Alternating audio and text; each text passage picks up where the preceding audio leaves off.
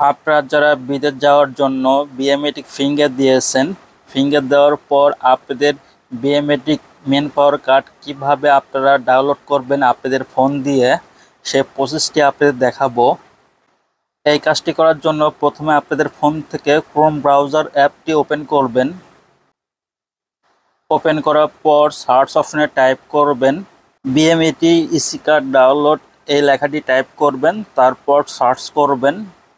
Search করার পর প্রথমে দেখতে পাবেন ভেরিফাই বিএমইটি ইসি কার্ড, এই ওয়েবসাইটে ক্লিক করবেন।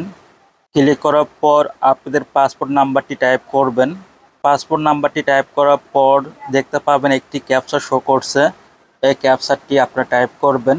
ক্যাপচাটি টাইপ করার পর নিচে দেখতে পাবেন সাবমিট অ্যান্ড ভেরিফাই, এই অপশনে ক্লিক করবেন। ক্লিক করার পর আপনারা দেখতে পাবেন আপনাদের বিয়োমেট্রিক মেন পাওয়ার কার্ডটি শো করছে।